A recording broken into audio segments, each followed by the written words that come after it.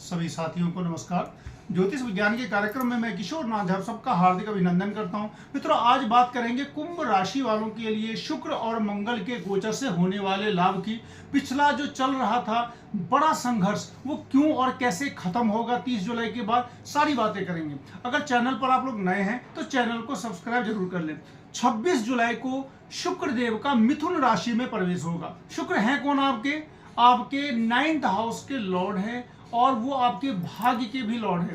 यानी कि आपको अगर भाग्य की जरूरत होगी तो वहां पे जब तक शुक्र का आपको वरदान नहीं मिलेगा, आशीर्वाद नहीं मिलेगा, तब तक कोई काम नहीं बनेगा। और वो शुक्र त्रिकोण के स्वामी होकर के त्रिकोण में ही जा बैठेंगे। इससे सबसे बड़ी बात क्या होगी कि शुक्र से संबंधित जो भी चीजें होती हैं, शुक्र से संबंधित प्रेम होता है, रोमांस होता है, सौंदर्य होता है, धन होता है, विलासिता होती है, वैभव होता है, और धन का मालिक होकर के बृहस्पति भी उनके साथ है। यानी कि 9th हाउस और 11th हाउस के लॉर्ड एक साथ हो जाएंगे।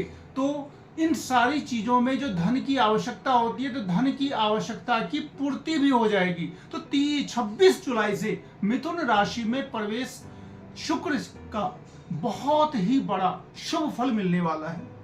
अब बात करते हैं राहु और केतु की। समस्या कहां पर है? सबसे बड़ी समस्या तो है कि शनि की 7.5 का तीसरा चरण चल रहा है।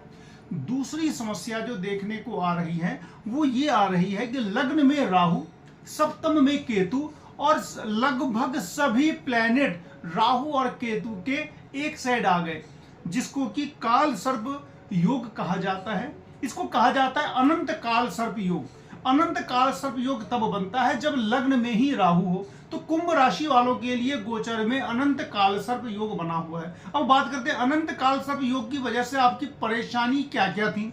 मानसिक अशांति होती है, जीवन की अनस्टेबिलिटी होती है, प्रतिष्ठा की हानि, और वैवाहिक जीवन दुखमय होता है क्योंकि लग्न में ही राहु है और 7th हाउस में उसका पूरा प्रभाव पड़ता है।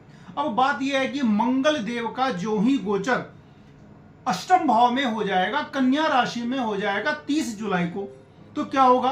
काल सर्प दोष अपने आप भंग हो जाएगा। और दूसरी एक बड़ी बात होगी, लग्नेश और दशमेश आमने सामने होंगे। लग्नेश और दशमेश जब आमने सामने होते हैं तो क्या होता है? 10th हाउस जो होता है वो आपके किसी भी काम को आप जो करते हैं ना, उसका रिजल्ट प्राप्ति होती है। 10th हाउस जो होता है वो रिजल्ट का होता है। आपने किसी भी काम में इन्वेस्ट किया हो, आपने नौकरी के लिए परीक्षा दिया हुआ हो, प्रमोशन के लिए अप्लाई किया हुआ हो, किसी बिजनेस में किसी भी काम के लिए आपने काम किया हुआ हो और आप अब रिजल्ट की प्रतीक्षा में हैं। रिजल्ट ज्योतिष में कब मिलता है? कोई भी रिजल्ट आपको जो पॉजिटिव रिजल्ट आता है वो कब मिलता है? जिस काम को करने के लिए जो अधिकारी है, जब तक उससे आपका संबंध नहीं बन जाता तब तक वो काम नहीं बनता है। तो ठीक उसी तरीके से जो डिपार्टमेंट से रिलेटेड आपका काम है, उसका जो अधिकारी है वो है लग्नेश। हर काम का जो मेन अधिकारी होता है वो लग्नेश होता है। और जिस डिपार्टमेंट का काम है उस डिपार्टमेंट के लॉर्ड का जब तक लग्नेश से संबंध नहीं बनता है तब तक वो काम होता नहीं है। अब 30 जुलाई के बाद होने क्या वाला है? लग्नेश है शनि, जो कि मीन राशि में 2nd हाउस में बैठे हुए हैं।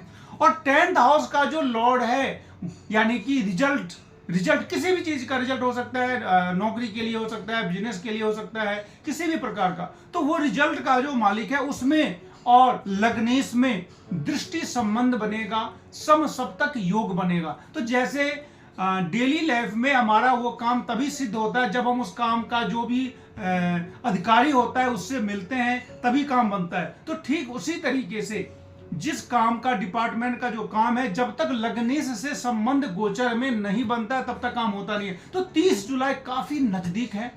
30 जुलाई से आपके रिजल्टों की पूर्ति होगी। जिस काम में आपने हाथ डाला हुआ था, आप सोच रहे थे ये काम काश की बन जाए, तो वो काम पक्का जरूर बनेगा, क्योंकि शनि और मंगल आमने सामने हो गए। अब बात करते हैं गोचर की। तो गोचर में जब अष्टम में मंगल जाते हैं तो बहुत अच्छा फल तो देते नहीं है। शनि और मंगल दोनों में शत्रुता भी है, लेकिन आपके लिए यहां पर ये अच्छा फल देंगे क्योंकि मंगल आपका जो है वो 10th हाउस का लॉर्ड है और 10th हाउस के लॉर्ड का लग्नेश के साथ संबंध बन गया है।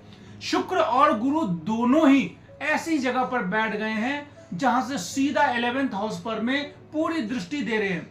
और गुरु और शुक्र दो दो प्लेनेट, दोनों को शुभ प्लेनेट ही माना जाता है। गुरु हालांकि देवताओं के गुरु हैं, शुक्र जो है वो दैत्यों के गुरु हैं, लेकिन शुभ प्लेनेट में ही दोनों आते हैं। और दो दो शुभ प्लेनेट जब आपके संतान के भाव में बैठ जाएंगे तो आपके संतान की अभ्युन्नति तो करेंगे ही।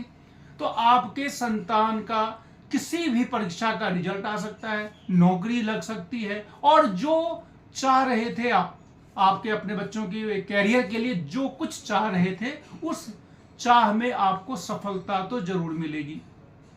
30 जुलाई तक, जब तक मंगल देव सिंह राशि में है, अग्नि राशि के अंदर सूर्य की राशि में होकर के मंगल बहुत ही ज्यादा उग्र हो गए हैं, और उस उग्रता की वजह से बहुत ही ज्यादा मास लेवल पर दुर्घटनाएं हो रही हैं। मंगल से संबंधित, आग से संबंधित दुर्घटनाओं का योग बना हुआ है। हालांकि 30 जुलाई के बाद जो ही मंगल देव का गोचर हो जाएगा, इन सब चीजों पर विराम हो जाएगा।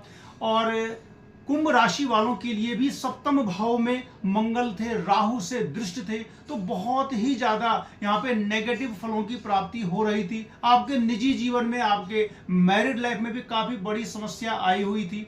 और मंगल के अष्टम भाव में जाने से 10% तो नेगेटिव फल मिलेगा, लेकिन 90% आपके रिजल्ट से संबंधित आपको बहुत ही ज्यादा अच्छा फल मिलने वाला है। अब बात करते हैं सूर्यदेव की।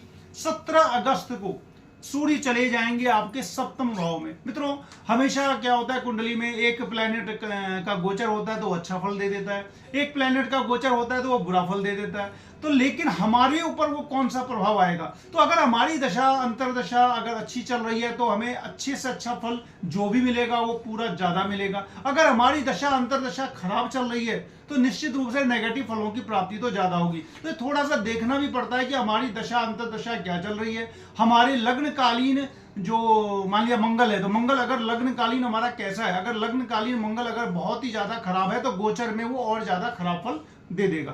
तो मंगल की वजह से अभी 30 जुलाई तक काफी खराब समय है। बहुत सारी हवा, जो प्लेन क्रैशेस हुए हैं, या फिर कह सकते हैं हवाई दुर्घटना हुई है, आग से संबंधित बड़ी बड़ी दुर्घटनाएं हुई हैं। तो ये मेदिनी ज्योतिष का चीज है। इसमें बतलाया जाता है कि अगर मंगल अगर सिंह राशि में चला जाए, अग्नि राशि में जब जब जाएगा तब तब अग्नि की दुर्घटनाएं होती है। हालांकि ये नॉर्मल ज्योतिष है। इसमें बस इतना पता चलता है कि अगर मंगल पोजीशन में अच्छा नहीं है तो वो हमारे लिए कुछ ना कुछ हार्म पहुंचाएगा। तो यहाँ पर मंगल आपके लिए 7th हाउस में जाकर के मैरिज लाइफ में और बिजनेस में हार्म पहुंचाने की कोशिश किया है। तो 30 जुलाई तक तो मैं कह ही रहा हूं कि उसमें समस्या है। अब 30 जुलाई के बाद जो ही मंगल का गोचर हो जाएगा अगली राशि में, तो लग्नेश और कार्येश, यानी कि लग्नेश शनि, कार्येश मंगल, इन दोनों का दृष्टि संबंध आपको किसी न किसी प्रकार की, जिस क्षेत्र में आप लगे हुए थे उसमें आपको सफलता प्राप्त करा देगा, रिजल्ट की प्राप्ति हो जाएगी।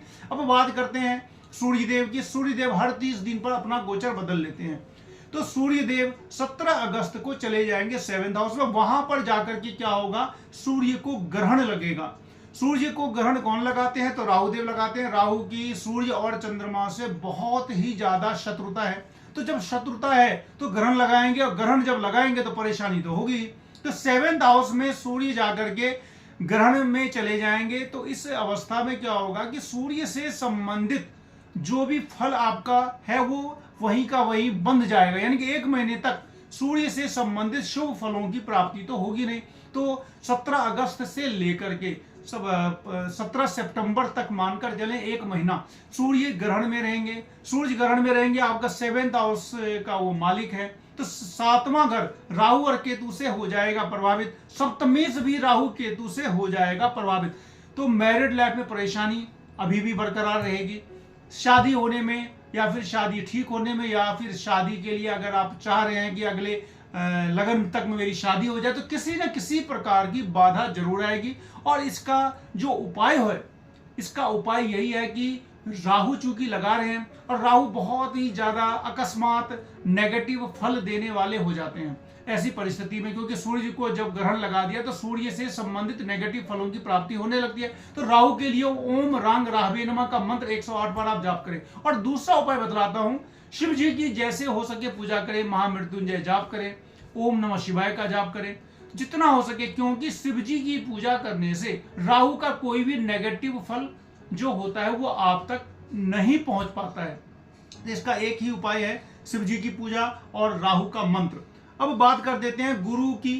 तो गुरु अभी आपके 30 जून तक 2026 तक काफी अच्छे पोजीशन में है। गुरु का पंचम भाव में जब जाना होता है तो धन की वृद्धि होती है, अकस्मात धन प्राप्ति भी होती है। तो ये सारी चीजें तब होगी जब और भी प्लेनेट संग देंगे। क्या क्या होता है, कोई एक प्लेनेट का शुभ फल है और अगर दूसरे प्लेनेट का अशुभ फल है तो क्या होता है, दोनों का मिल करके फल मिलता है। तो यहाँ पर बहुत अच्छी पोजीशन बन रही है। गुरु और शुक्र एक साथ आपके 11th हाउस को दृष्टि दे रहे हैं। 11th हाउस जो होता है वो धन का ही होता है, आने वाले धन का। तो परिस्थिति काफी अच्छी बन रही है। गुरु बीच में अक्टूबर में जाकर के फिर कर्क राशि में उच्च होकर के छठे भाव में चले जाएंगे। वहां से पांचवी दृष्टि जब वो 10th हाउस पर देंगे तो उस समय आपका प्रमोशन होगा, कोई नए पद की प्राप्ति होगी, किसी न किसी प्रकार का विद्यार्थियों को एक बड़ा रिजल्ट तो जरूर मिलेगा। पंचम भाव में गुरु और शुक्र की उपस्थिति आपके संतान की अभ्युन्नति करेगी।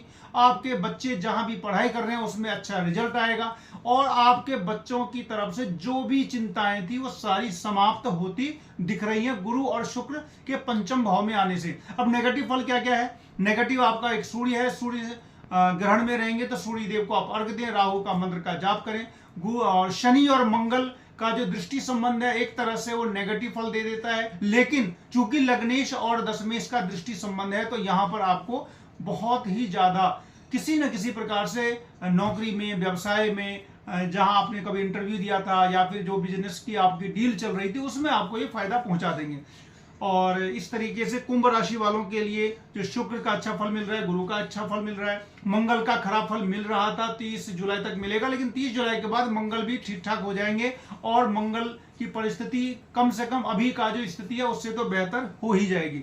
मित्रों, इस बीच में काफी मैं भी थोड़ा अस्वस्थ हो गया था तो वीडियो नहीं बन पाई। अब आगे से ध्यान रखूंगा कि कोशिश करूंगा कि आप तक हर राशि की वीडियो पहुंच पाए। लाइक, शेयर और सब्सक्राइब जरूर करें। मिलते हैं फिर अगले वीडियो में, तब तक के लिए नमस्कार।